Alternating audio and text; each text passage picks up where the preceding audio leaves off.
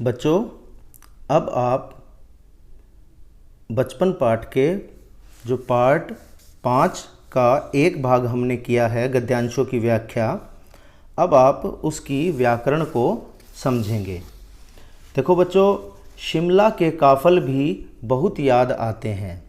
शिमला एक स्थान का नाम है और किसी भी व्यक्ति, वस्तु, स्थान या प्राणी के नाम को व्यक्तिवाचक संज्ञा कहते हैं।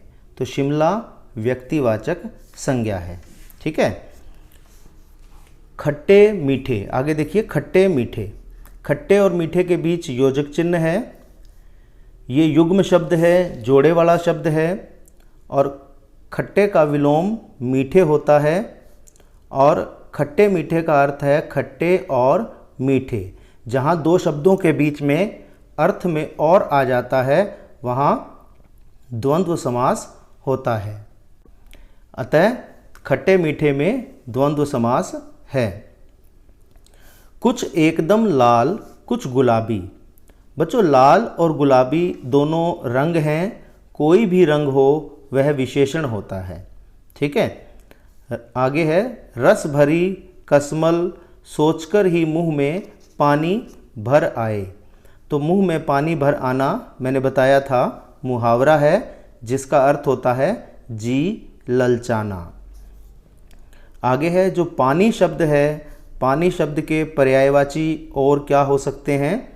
जल, नीर, अम्बु, वारी, सलिल और इसके अलावा और भी होते हैं।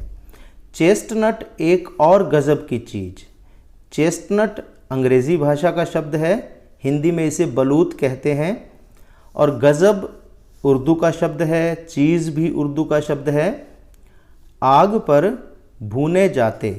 बच्चों, आग जो है इसको और क्या क्या कह सकते हैं? आग को हम अग्नि कह सकते हैं, ज्वाला और पावक भी कह सकते हैं। ठीक है। और फिर छिलके उतारकर मुंह में। चने जोर गरम। जोर उर्दू भाषा का शब्द है। बच्चों, जो गरम शब्द है, गरम का विलोम होता है ठंडा। बच्चों, गरम शब्द को ऐसे भी लिख सकते हैं जैसे इसमें पाठ में लिखा हुआ है, ग पूरा र और म। और आप ऐसे भी लिख सकते हैं, ग लिखकर ग के बाद म लिखें और म के ऊपर र लगा दें, उसको बोलेंगे गर्म। और ये जो लिखा हुआ है इसको बोलेंगे गरम। तो बोलने का उच्चारण बदल जाएगा, लेकिन दोनों शब्द एक ही हैं और दोनों ही ठीक हैं। आप दोनों में से कैसे भी लिख सकते हैं। बड़े जोर, चने जोर गरम और अनारदाने का चूर्ण। बच्चों, चूर्ण के बाद ये कौन सा चिन्ह है? इसे कहते हैं विस्मयादि बोधक चिन्ह। ठीक है। हाँ, चने जोर गरम की पुड़िया जो तब थी वह अब भी नज़र आती है।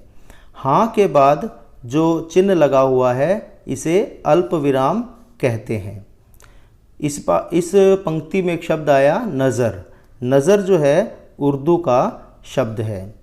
आगे देखिए, पुराने कागज़ों से। जो पुराने शब्द है ये विशेषण है, क्योंकि ये कागज़ों की विशेषता बता रहा है। बताया जा रहा है कि कागज़ पुराने थे। ठीक है। तो पुराने शब्द विशेषण हुआ। और कागज़ जो शब्द है ये उर्दू भाषा का शब्द है। पुराने कागज़ों से बनाई हुई इस पुड़िया में निरा हाथ का कमाल है। हाथ जो शब्द है बच्चों, इसे हस्त कहते हैं, कर कहते हैं, पानी कहते हैं। पानी, पानी कैसे लिखते हैं? प को आ की मात्रा, फिर ण और ण को छोटी ई की मात्रा, पानी। पानी मैंने हाथ। और जो हम पीते हैं वाटर, उसे कहते हैं पानी। पा न को बड़ी ई, पानी। ये है पानी। ठीक है। इसमें ण लगता है और छोटी ई की मात्रा लगती है। पानी का अर्थ होता है हाथ। नीचे से तिरछी लपेटते हुए। नीचे का विलोम होता है ऊपर। ठीक है। नीचे से तिरछी लपेटते हुए, ऊपर से, ऊपर का विलोम नीचे हो गया, नीचे का विलोम ऊपर, ऊपर का विलोम नीचे। ऊपर से इतनी चौड़ी कि चने आसानी से हथेली पर पहुंच जाएं। एक वक्त था, वक्त शब्द बच्चों उर्दू का है, हिंदी में कहते हैं समय। जब फिल्म का गाना, फिल्म ये जो नुक्ता लगा हुआ है ये उर्दू का शब्द नहीं है, अंग्रेज़ी के शब्दों में भी नुक्ता का प्रयोग होता है। फिल्म शब्द अंग्रेज़ी का है। फिल्म का गाना चना ज़ोर गरम बाबू में लाया मज़ेदार चना ज़ोर गरम। मज़ेदार शब्द भी उर्दू का है, ज़ोर शब्द भी उर्दू का है। उन दिनों स्कूल के हर बच्चे को आता था। स्कूल अंग्रेज़ी भाषा का शब्द है, ठीक है। कुछ बच्चे पुड़िया पर तेज़ मसाला बुरकवाते। तेज़ शब्द उर्दू भाषा का है और ये मसाले की विशेषता बता रहा है। मसाला कैसा? तेज़। तो तेज़ जो है विशेषण है। पूरा गिरजा मैदान, बच्चों पूरा जो शब्द है इसका विलोम होता है अधूरा, यानी जो पूरा न हो। पूरा का उल्टा अधूरा। पूरा गिरजा मैदान घूमने तक यह पुड़िया चलती एक एक। अब देखो एक एक के बीच में योजक चिन्ह है। चना पापड़ी, चना पापड़ी के बीच योजक चिन्ह है। चना पापड़ी का अर्थ है चना और पापड़ी, ठीक है। तो यहाँ कौन सा समास हुआ? द्वंद्व समास हुआ। मुंह में डालने और कदम उठाने में खास ही लय रफ्तार थी। खास शब्द उर्दू का है और रफ्तार शब्द भी उर्दू का है। लय और रफ्तार के बीच योजक चिन्ह दिया हुआ है, ठीक है। आगे देखिए, छुटपन में हमने शिमला रिज पर बहुत मज़े किए हैं। छुटपन का अर्थ होता है बचपन। जैसे बचपन भाववाचक संज्ञा है, ऐसे छुटपन शब्द भी भाववाचक संज्ञा है।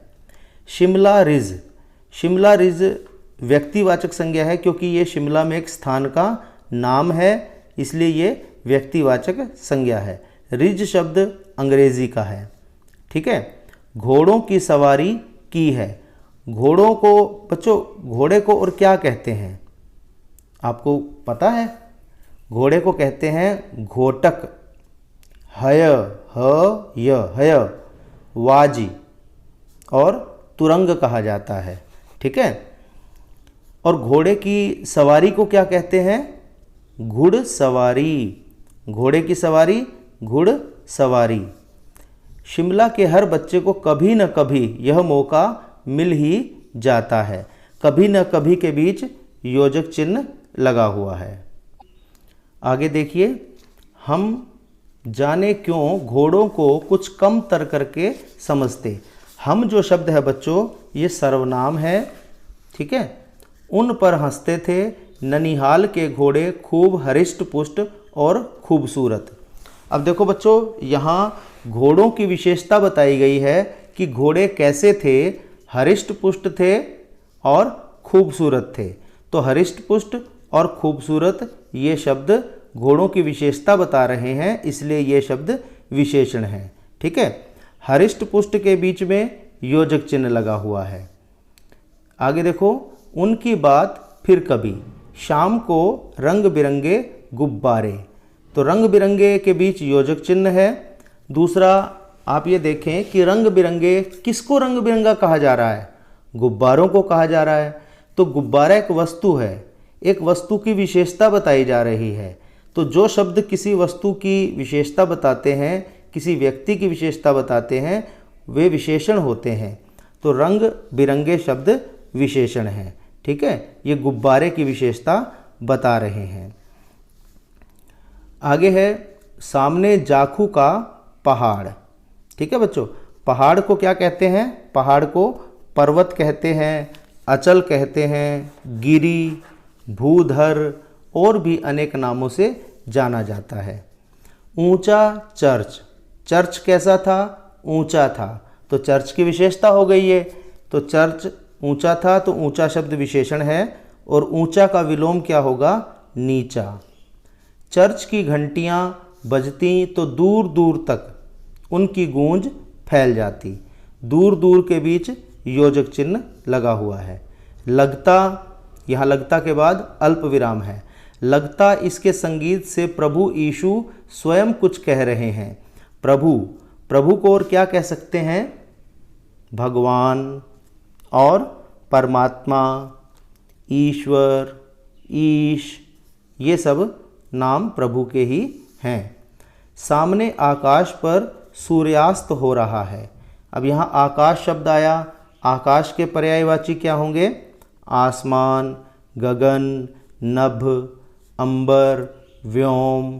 ठीक है।